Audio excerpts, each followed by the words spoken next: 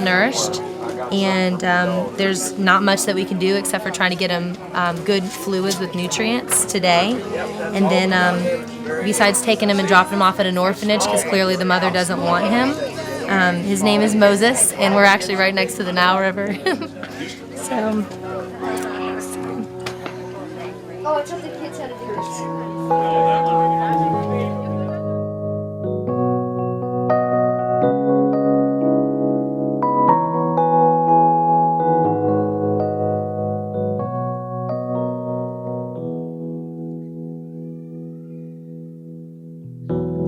My world was changed when your love you gave for me.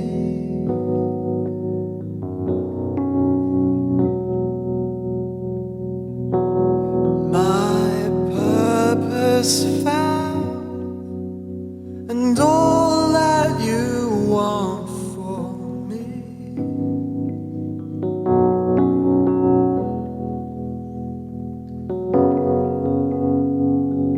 And I found myself in you,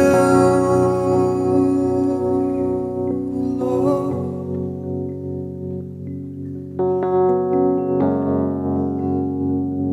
And I found myself in you.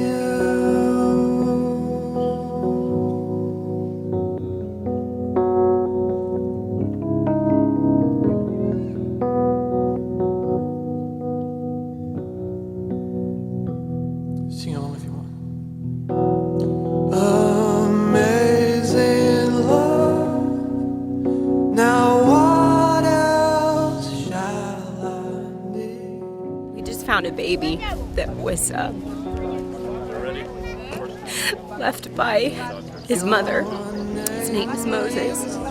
And the only reason we knew that he was left is because some of the mothers that were around told us. And none of them tended to him. None of them picked him up. One of our fellow team members found him. Carissa found him, and the bus actually almost hit him because nobody knew he was there. And it's just so sad to see these children. This is my second trip to Uganda, and I've seen a lot, but I've never seen any child that malnourished in the whole time that I've been here. So it's just very sad, very sad. The only things that we can do for him is to get him to a hospital, get him on an IV, and possibly find an orphanage that'll take him. But it's really hard not to take him home with you. Jesus,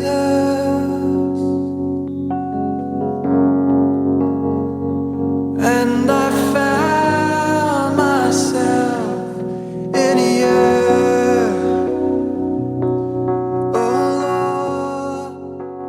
My name is Renee Bach. I came to Uganda for the first time in 2007 when I was 18 to work at a baby's home.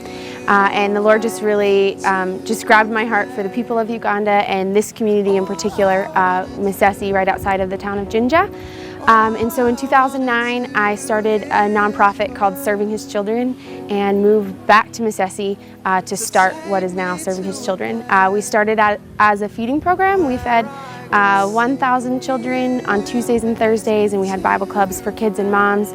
And that was kind of our start, and that really turned into what is today our largest program, which is our Malnutrition Rehabilitation Center, which is mainly what we run out of this compound. Moses was kind of a unique baby for us. I actually was out to dinner with my family, and another missionary in town came up and said that she had heard of a little boy who was left with a team of people from the States that were doing medical clinics, and could we assist them. And so I was waiting for the contact information. I heard that he was at a hospital in Jinja, but I was just waiting to hear back from her. And meanwhile, the next day I got a phone call from the Government Children's Hospital in Jinja town, and they called and said that they had a baby that would really benefit from our program, that was really desperate that situation and wanted to know if I would come down and look at him.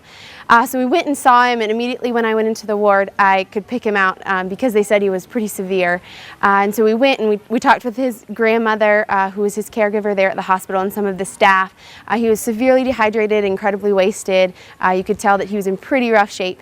He hadn't really been receiving his medications on time. And so we waited, and I went back 3 times that day trying to get him discharged, but the intern doctors weren't there. And so we continued to just go and check on him. I went really late in the night and then early the next morning and ended up finding an intern doctor. And then it turned out that it was the same baby that we had heard about that was on the bus and that also we got the call about. And so we met this team from Florida and got connected with them and were able to get a discharge and have him transferred here to our facility. Moses was tested, had lots of tests run at the Children's Hospital. He was there for 3 days before he was transferred. He tested negative for HIV and TB, but he does have pneumonia, so that's a huge complication for him. Many children with malnutrition have pneumonia. It's really common. Their immunity is just so low, they kind of just catch a lot of things. So he has pneumonia. He's currently on treatment that was prescribed by the pediatrician there, and he will be for the next 2 weeks. But he will be in our facility for probably 2 to 3 months. Every child that comes in, their treatment plan and kind of course of action for them is different. But he is pretty severe, and so I would say he'll be here for about 2 months, and then he'll be integrated back into his home with his grandmother.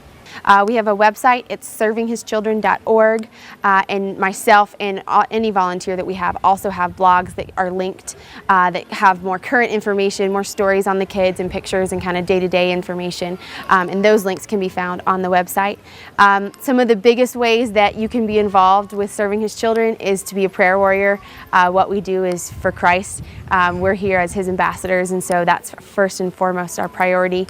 Secondly, it seems kind of cliche, but financial support. We run completely off of donations from the states, from individuals, churches, groups, schools, you name it, and that's where we get our funding from. So monthly sponsors is also a huge way for people to be involved in what we do.